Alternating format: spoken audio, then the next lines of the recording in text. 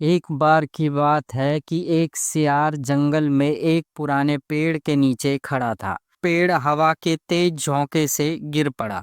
सियार उसकी चपेट में आ गया और बुरी तरह घायल हो गया। वह किसी तरह घिसटता घिसटता अपनी मान तक पहुंचा।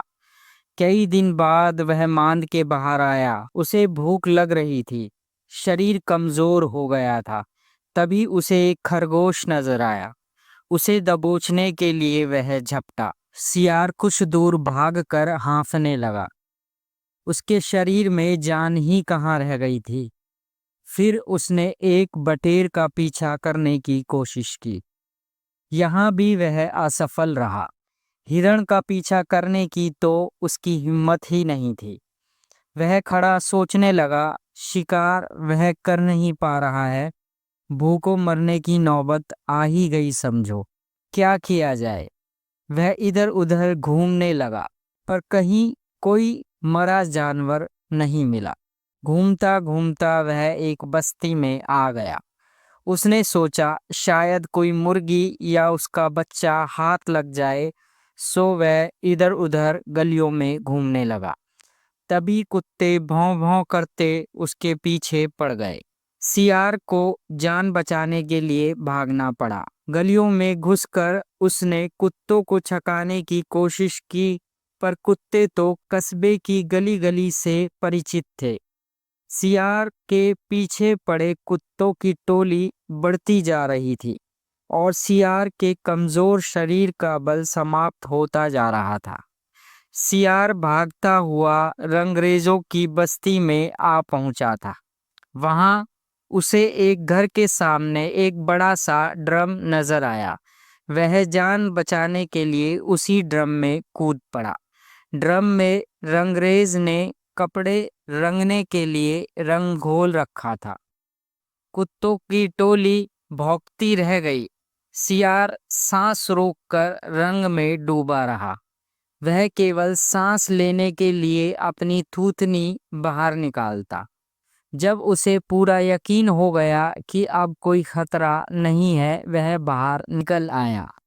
वह रंग में भीगा हुआ था। जंगल में पहुंचकर उसने देखा कि उसके शरीर का सारा रंग हरा हो गया है। उस ड्रम में रंगरेजों ने हरा रंग घोल रखा था। उसके हरे रंग को जो भी जंगली जीव देखता वह भयभीत हो जाता। उनको खौफ से कांपते देखकर रंगे सियार के दुष्ट दिमाग में एक योजना आई।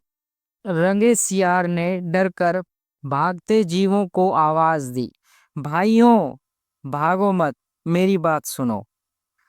उसकी बात सुनकर सभी भागते जानवर ठिठके।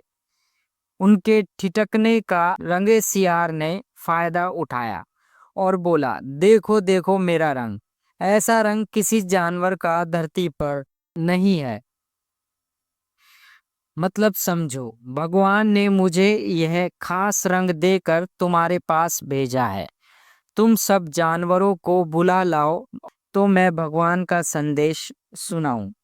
उसकी बातों का सब पर गहरा प्रभाव पड़ा। वे जाकर जंगल के दूसरे सभी जानवरों को बुलाकर लाए।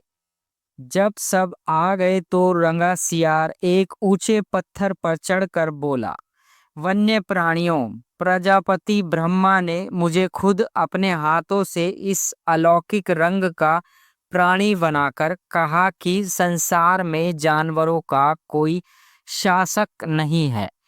तुम्हें जाकर जानवरों का राजा बनकर उनका कल्याण करना है। तुम्हारा नाम सम्राट ककुदुम होगा। तीनों लोकों के वन्य जीव तुम्हारी प्रजा होंगे। अब तुम लोग अनाथ नहीं रहे। मेरी छत्र छाया में निर्भय होकर रहो। सभी जानवर वैसे ही सियार के अजीब रंग से चकराए हुए थे। उसकी बातों ने तो जादू का काम किया। शेर, बाघ व चीते की भी ऊपर की सांस ऊपर और नीचे की सांस नीचे रह गई। उसकी बात काटने की किसी में हिम्मत ना हुई। देखते ही देखते सारे जानवर उसके चरणों में लौटने लगे और एक स्वर में बोले, हे ब्रह्मा के दूत, प्राणियों में श्रेष्ठ ककुदुम, हम आपको अपना सम्राट स्वीकार करते हैं। भगवान की इच्छा का पालन करके हमें बड़ी प्रसन्नता होगी।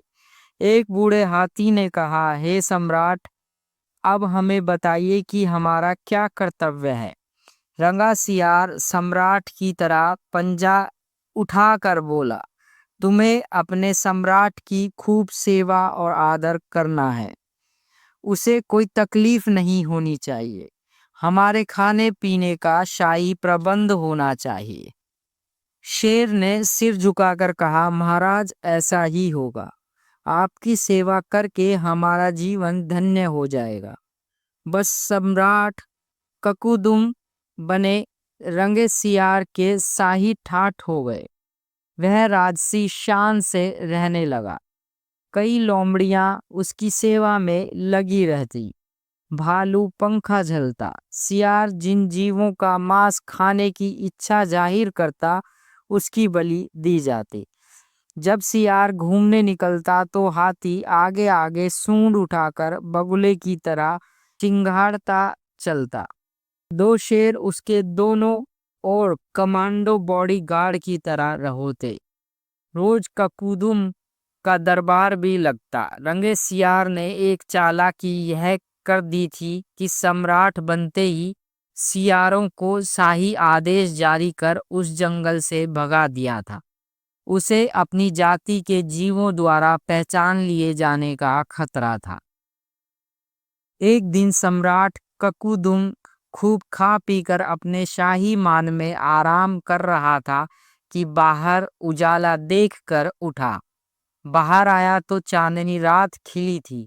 पास के जंगल में सियारों की टोलियां हू हू की आवाज बोल रही थी।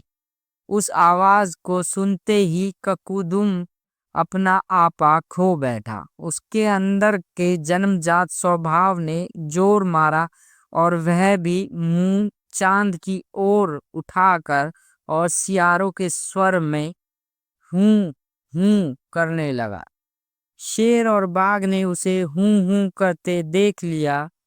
वे चौंके। बाघ बोला, अरे यह तो सियार है, हमें धोखा देकर सम्राट बना रहा, मारो इसे।